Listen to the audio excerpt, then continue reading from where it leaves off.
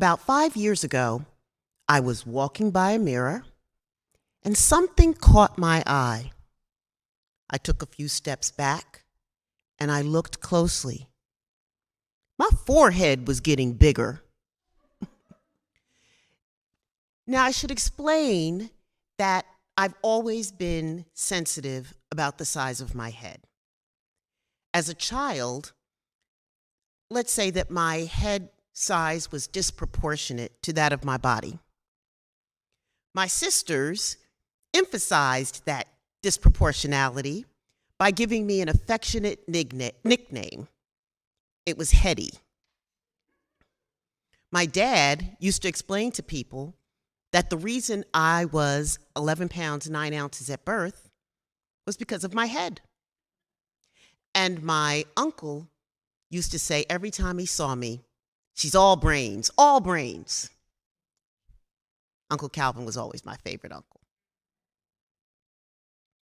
But I decided I needed to look into this larger head situation, and I did it. I started with my hairdresser, and I'm hooked up a little bit here, forgive me, okay. I started by going to see my hairstylist, a woman named Jeanette. And Jeanette and I are kindergarten friends from elementary school. And so I knew that she would give it to me straight. So she sat me in her chair and she examined my scalp very closely. And she took out some pictures that she had taken from many years ago when she started doing my hair. And she looked at the pictures and she looked at me and she said, "Your hairline is receding." Something no woman wants to hear. Nobody wants to hear that, but a woman definitely does not want to hear that. So the good news is that my forehead was not getting bigger, but my hair was, you could say, getting smaller. This was a problem for me because I always had beautiful hair. It was thick, it was long, and I worked it like nobody else. I wore afros, I wore cornrows, I wore sister locks, I wore press and curl. Anything you could do with hair, I did it. I was so prolific with hairdos that my colleagues in the United States Senate named me Woman of 1,000 Hairdos. And I worried about losing that hair, so I went to go see a dermatologist. And again, I sat in a chair, but this time she cut a chunk out of my scalp to send to the lab to see what was wrong. I went back to see her a couple of weeks later, and she said to me that I had a condition called frontal fibrosing alopecia. It's an autoimmune condition that unfortunately attacks your hair follicles and causes scarring, which prevents hair from ever growing from those follicles again. There is no effective treatment. There is no cure. Eventually, I would be completely bald. After delivering this sobering information, I think in an attempt to try to cheer me up, she noted that Queen Elizabeth I had the same ailment. And in fact, women of the age, the 1500s, thought that it was attractive, and they all shaved their hairlines back so they could look like the queen. Trust me when I tell you, that was not the look I was going for.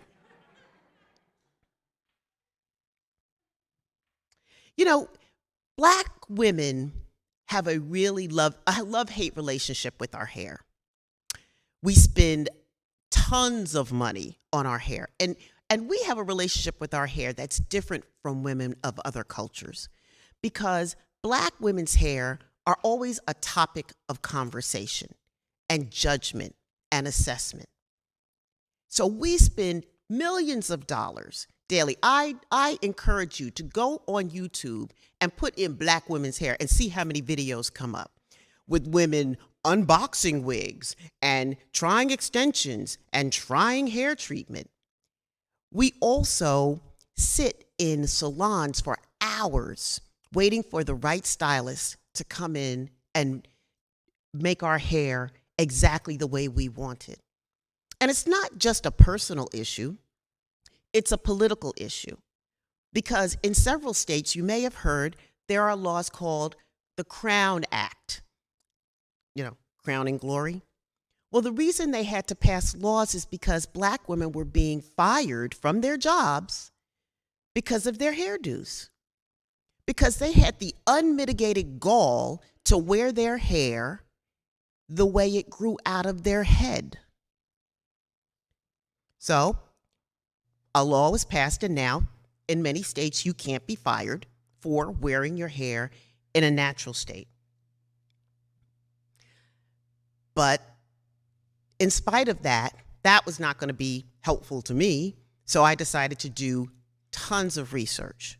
And so I went on the internet and I looked up everything I could find about alopecia. And I read everything. I joined a support group called Bald Girls Do Lunch, and it really is a group called Bald Girls Do Lunch. And we would get together and talk about our baldness and how it impacted our lives.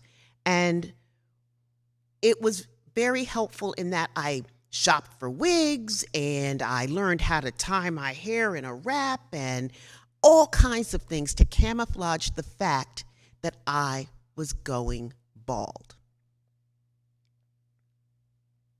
So I ran into an acquaintance one day, and she looked me up and down, and I probably had some crazy scarf tied on my head. And she looked at me and she said, "Why don't you just cut it off?" Cut it off? I'm a public person. I'm an elected official. I can't cut my hair off. First of all, people always think you have cancer. That's like the first place they go to. They come to you, pull you on the side and say, "Are you okay?" Or they'll think that there's something else going on in your life, that you decided to be a revolutionary and cut all your hair off. So I didn't want to do that. I just couldn't fathom being without my hair. But as time went on, the wigs got itchy and they were hot and I looked terrible. The scarves always fell off at the most inopportune times. And eventually I just was miserable trying to keep up this facade that what was happening to me wasn't happening.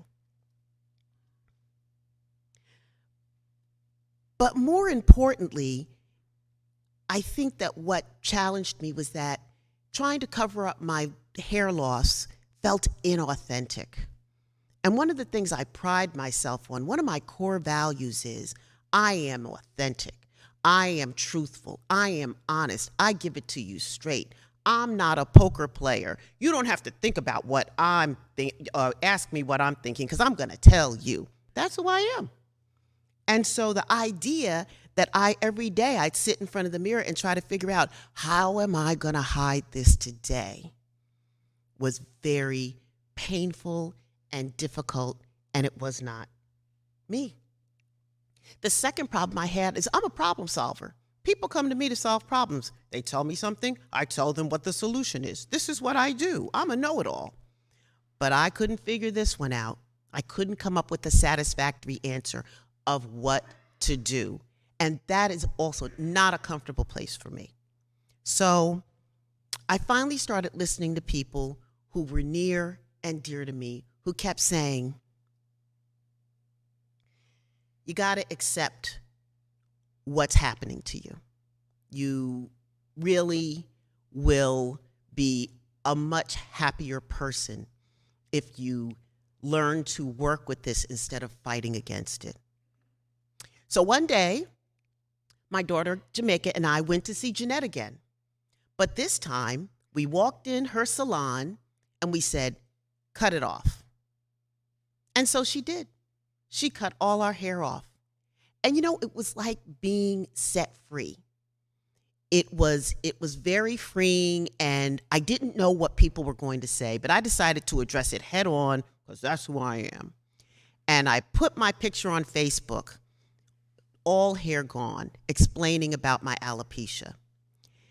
And I got so many expressions of support and goodwill. My brother-in-law called me from Chicago and told me I was trending on Facebook.